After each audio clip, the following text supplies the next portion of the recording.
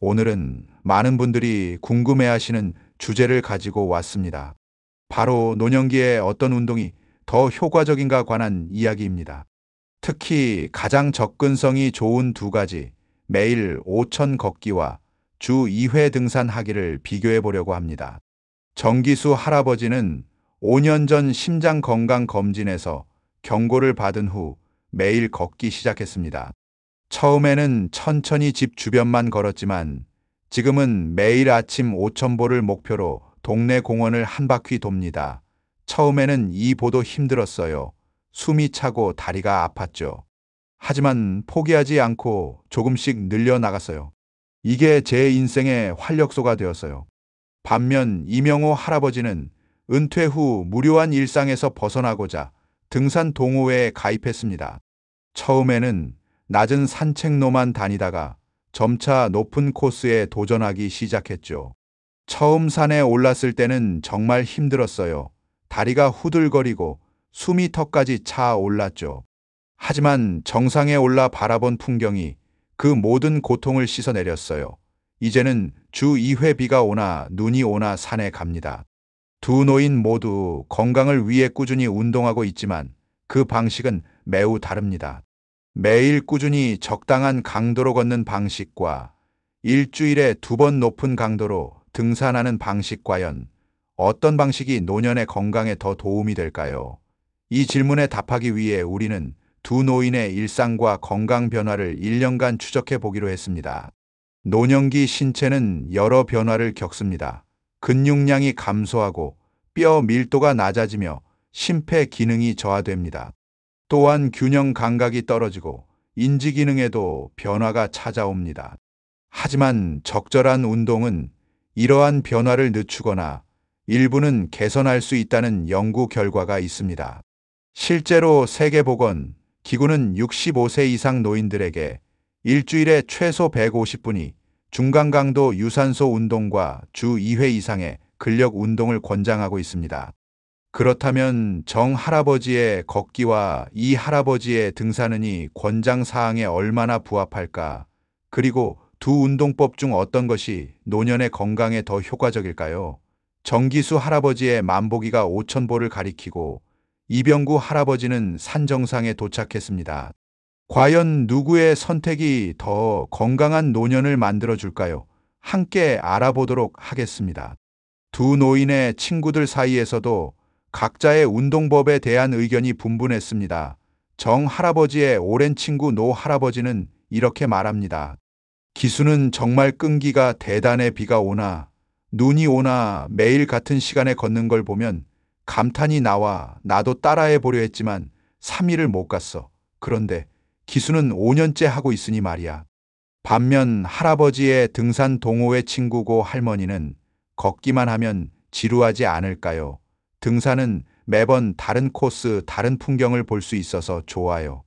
게다가 함께 오르는 동료들이 있어 외롭지 않고 서로 도와가며 정상에 오르는 성취감도 크죠. 흥미로운 점은 두 노인 모두 상대방의 운동법에 대해 호기심을 갖고 있다는 것입니다.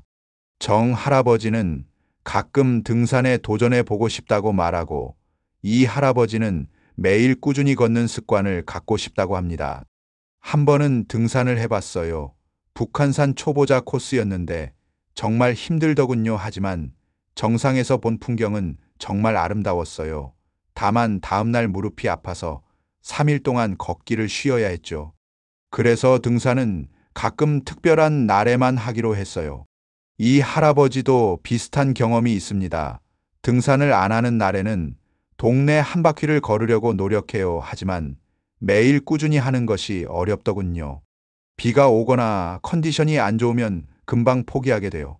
할아버지처럼 매일 같은 시간에 나가는 습관이 대단하다고 생각해요. 전문가들은 두 운동법을 적절히 병행하는 것이 가장 이상적이라고 말합니다. 실제로 일본 스쿠바 대학의 연구에 따르면 매일 30분 걷기와 주 1회 가벼운 등산을 병행한 노인 그룹이 가장 좋은 건강 지표를 보였다고 합니다. 이 그룹은 체력, 근력, 심폐 기능인지 능력 모든 면에서 균형 잡힌 향상을 보였습니다. 정기수 할아버지와 이병구 할아버지는 이 연구 결과를 듣고 서로의 운동법을 배우기로 했습니다. 정 할아버지는 한 달에 한 번 이 할아버지의 등산 동호회에 참여하기로 했고, 이 할아버지는 주 3일 아침에 정 할아버지와 함께 걷기로 했습니다. 6개월 후 두 노인의 변화는 놀라웠습니다. 정 할아버지는 등산을 통해 더 강한 하체 근력을 갖게 되었고, 이 할아버지는 규칙적인 걷기를 통해 혈압이 더 안정되었습니다. 처음에는 한 달에 한 번 등산하는 것도 부담스러웠어요. 하지만 점차 적응되면 이제는 기다려지는 날이 되었어요. 등산 후에는 평소보다 더 깊이 잠들고 다음날 걷기가 더 가볍게 느껴져요. 정 할아버지의 소감입니다. 이 할아버지도 긍정적인 변화를 느꼈습니다. 매일은 아니지만 주 3일 아침 걷기를 하면서 하루를 더 활기차게 시작하게 됐어요. 특히 혈압이 더 안정되었다고 의사가 말해줬어요. 등산할 때도 예전보다 숨이 덜 차요. 두 노인의 경험은 노년기 운동에 있어 중요한 시사점을 줍니다. 하나의 운동법에 집중하는 것도 좋지만 각 운동이 주는 다양한 이점을 고려해 적절히 병행하는 것이 더 효과적일 수 있다는 것입니다. 매주 토요일 오전 공원에 모여 함께 걷고 월 1회는 가까운 산을 오르는 활동을 하고 있습니다. 처음에는 5명으로 시작했는데 이제는 20명이 넘어요. 다들 조금씩 변화를 느끼고 있어요. 특히 혼자 살던 고할머니는 우울증이 많이 좋아졌다고 하시더군요. 정 할아버지가 자랑스럽게 말합니다. 모임은 이제 지역 노인 복지관에 지원을 받아 더 체계적인 프로그램으로 발전했습니다. 전문 트레이너가 주 1회 방문해 올바른 걷기 자세와 안전한 등산법 가르치고 영양사가 운동 전후 적절한 식단에 대한 조언을 해줍니다. 그로부터 1년 후 김철수 할아버지와 박영호 할아버지의 건강한 노년 모임은 지역 신문에 소개될 정도로 유명해졌습니다. 더 놀라운 것은 참여자들의 건강 상태가 눈에 띄게 개선되었다는 점입니다. 지역 보건소에서 실시한 건강 검진 결과 모임에 정기적으로 참여한 노인들은 혈압, 혈당, 콜레스테롤 수치가 전반적으로 개선되었고 우울증 지수도 낮아졌습니다. 처음에는 그저 두 노인이 시작한 작은 모임이었는데 이렇게 많은 분들에게 긍정적인 영향을 미치게 될 줄 몰랐어요. 모임에 참여하는 윤 할머니는 2년 전 남편을 떠나보내고 집에만 있었어요. 우울증 약을 먹어도 나아지지 않았는데 이 모임에 참여하면서 삶의 활력을 되찾았어요. 이제는 아침에 일어나는 게 기다려질 정도예요. 라고 말합니다. 프로그램의 성공에 주목한 지역대학의 노연학연구팀은 걷기와 등산의 병행이 노년 건강에 미치는 영향이라는 주제로 연구를 시작했습니다. 정 할아버지와 이 할아버지의 모임 참여자들 중 자원자를 모집해 2년간의 추적 연구를 계획했습니다. 연구팀의 교수는 두 운동이 병행이 단일 운동보다 더 효과적인지 어떤 비율로 병행하는 것이 가장 효과적인지를 과학적으로 검증하고 싶습니다. 이 연구 결과가 노년 건강 정책에 반영될 수 있기를 바랍니다. 라고 말했습니다. 정기수 할아버지는 이제 일주일에 6일 걷기와 1일 등산을 하는 루틴을 유지하고 있습니다. 그는 등산을 시작한 이후 걷기가 더 쉬워졌어요. 특히 오르막길이나 계단을 오를 때 숨이 덜 차여 두 운동이 서로 시너지 효과를 내는 것 같습니다. 라고 말합니다. 이병구 할아버지는 주 2회 등산과 주 3회 걷기를 병행합니다. 걷기를 시작한 후 등산할 때 지구력이 좋아졌어요. 예전에는 중간에 쉬는 시간이 많았는데 이제는 더 적은 휴식으로도 정상까지 갈 수 있어요. 매일 걷는 것은 여전히 어렵지만 주 3회는 꾸준히 하고 있습니다. 저는 70세가 넘어서 등산을 시작했지만 지금은 제 삶의 가장 큰 즐거움이 되었어요. 그리고 혼자보다는 함께하며 더 즐겁고 지속할 수 있었어요. 한 해가 더 지나 정 할아버지는 80세, 이 할아버지는 78세 되었습니다. 두 노인은 여전히 건강하게 자신들의 운동 루틴을 유지하고 있습니다. 더욱 놀라운 것은 그들의 인지 기능이 또래보다 훨씬 뛰어나다는 점입니다. 서울대학교 병원에서 실시한 인지 기능 검사에서 두 노인은 모두 65에서 70세 수준의 결과를 보였습니다. 담당 신경과 의사는 규칙적인 유산소 운동이 인지 기능 저하를 늦추는데 효과적이라는 것은 알려져 있지만이 정도의 결과는 매우 인상적입니다고 말했습니다. 정 할아버지는 단순히 오래 사는 것보다 건강하게 사는 것이 중요하다고 생각해요. 제가 걷기와 등산을 통해 얻은 것은 단순한 신체적 건강 이상입니다. 정신적으로도 더 맑아졌고 새로운 친구들을 사귀었으며 삶의 목적을 찾았어요라고 말합니다. 이 할아버지도 은퇴 후 처음 몇 년은 정말 힘들었어요. 무엇을 해야 할지 어떻게 시간을 보내야 할지 몰랐죠. 등산과 걷기는 단순한 운동이 아니라 새로운 삶의 방식이 되었습니다. 매일 아침 일어나는 이유가 생겼어요. 두 노인의 이야기는 노년층의 건강과 활력에 대한 새로운 관점을 제시합니다. 그들은 단순히 오래 사는 것이 아닌 건강하게 사는 것에 중요성을 몸속 보여주었습니다. 하지만 모든 노인에게 같은 방법이 효과적인 것은 아닙니다. 각자의 건강 상태 선호도 환경에 맞는 운동을 선택하는 것이 중요합니다.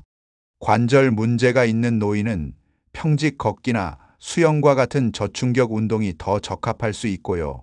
정 할아버지와 이 할아버지의 성공 비결은 무엇일까요? 그들의 이야기에서 몇 가지 중요한 요소를 찾을 수 있습니다. 첫째, 꾸준함입니다. 두 노인 모두 자신의 루틴을 꾸준히 유지했습니다. 정 할아버지는 5년 이상 거의 매일 걸었고, 이 할아버지는 4년 이상 주일 2회 등산을 했습니다. 둘째, 전지적 발전입니다. 두 노인 모두 처음부터 높은 강도로 오랜 시간 운동하지 않았습니다. 자신의 체력과 건강 상태에 맞게 조금씩 시작해서 점차 늘려나갔습니다. 셋째, 즐거움입니다. 그들은 자신이 선택한 운동을 즐겼습니다. 정 할아버지는 아침 공기를 마시며 걷는 시간을 좋아했고, 이 할아버지는 자연 속에서 정상을 향해 오르는 도전을 즐겼습니다. 넷째, 사회적 지지입니다. 처음에는 혼자 시작했지만 점차 같은 뜻을 가진 사람들과 함께하면서 더 큰 동기부여를 받았습니다. 다섯째, 개방적인 태도입니다. 두 노인 모두 자신의 방식만 고집하지 않고 서로의 운동법을 배우고 적용하는 열린 자세를 보였습니다. 그렇다면 우리는 이들의 이야기에서 어떤 교훈을 얻을 수 있을까요? 어떤 운동이 더 좋으냐는 질문에 정답은 없어요. 중요한 것은 자신에게 맞는 것을 찾아 꾸준히 하는 것입니다. 건강관리 전문가 한 박사의 말입니다. 실제로 많은 연구에서는 운동이 종류보다 규칙성과 지속성이 더 중요한 요소로 나타납니다. 일주일에 한 번 고강도 운동을 하는 것보다 매일 조금씩 움직이는 것이 건강에 더 효과적이라는 것이죠. 정 할아버지와 이 할아버지의 모임은 이제 지역 노인복지 정책의 모델이 되었습니다. 전국의 많은 노인들이 두 할아버지의 이야기에 영감을 받아 자신만의 운동 루틴을 시작했습니다. 부산에 사는 정 할머니는 두 분이 이야기를 보고 나도 할 수 있겠다는 용기를 얻었어요. 처음에는 500보 걸었는데 이제는 3000보까지 늘었어요 라고 말합니다. 광주의 하 할아버지는 산 근처에 살아서 등산을 시작했어요. 처음에는 숨이 너무 차서 포기하려 했지만 이병구 할아버지의 말씀을 기억하고 계속했어요. 이제는 주 2회 꾸준히 등산하고 있습니다 라고 전합니다. 이처럼 두 노인의 이야기는 많은 사람들에게 희망과 동기를 부여했습니다. 나이가 들어도 새로운 시작이 가능하며 적절한 운동을 통해 건강과 활력을 되찾을 수 있다는 메시지를 전한 것이죠. 정기수 할아버지와 이병구 할아버지는 최근 노인 건강 분야의 공로를 인정받아 보건복지부 장관상을 수상했습니다. 시상식에서 정 할아버지는 저희가 특별한 일을 한 것이 아닙니다. 그저 건강하게 살고 싶어 시작한 작은 습관이 여기까지 왔을 뿐이에요. 라고 겸손하게 말했습니다. 이 할아버지도 수상보다 더 기쁜 것은 많은 분들이 운동을 시작하셨다는 소식입니다. 건강한 노년을 위해 지금부터라도 첫걸음을 떼시길 바랍니다. 라고 덧붙였습니다. 그렇다면 우리는 이 이야기에서 어떤 결론을 내릴 수 있을까요? 첨보 걷는 노인과 등산하는 노인 누가 더 건강할까요? 정답은 둘 다입니다. 두 운동 모두 노년의 건강에 큰 도움이 되며 개인의 상황과 선호도에 따라 선택하거나 병행할 수 있습니다. 중요한 것은 자신에게 맞는 운동을 찾아 꾸준히 하는 것입니다. 늦었다고 생각할 때가 가장 빠른 때입니다. 지금 바로 시작하세요. 작은 걸음부터 시작해 꾸준히 이어가는 것이 중요합니다. 두 노인의 이야기는 단순한 건강 성공 사례를 넘어 노년기의 삶에 대한 새로운 시각을 제시합니다. 나이가 들어도 새로운 도전과 성장이 가능하며 의미 있는 삶을 살 수 있다는 희망의 메시지를 전하고 있습니다. 인생에서 가장 큰 실패는 시도하지 않는 것입니다. 그들의 이야기는 우리 모두에게 영감을 줍니다. 젊은이에게는 미래에 대한 희망을, 중년에게 지금부터 준비해야 한다는 깨달음을, 노년에게 아직 늦지 않았다는 용기를 줍니다. 당신 또 오늘 바로 지금 첫 걸음을 뗄 수 있습니다. 5분 걷기, 10분 스트레칭, 가벼운 산책, 어떤 것이든 시작하는 것이 중요합니다. 그 작은 시작이 당신의 인생을 바꿀 수도 있습니다. 이 이야기가 여러분에게 영감이 되었다면 지금 바로 구독과 좋아요 버튼 눌러주세요. 건강한 노년을 위한 더 많은 정보와 감동적인 이야기를 계속해서 전해드리겠습니다. 알림 설정도 해두시면 새로운 콘텐츠를 놓치지 않고 받아보실 수 있습니다. 여러분의 건강한 내일을 응원합니다. 감사합니다.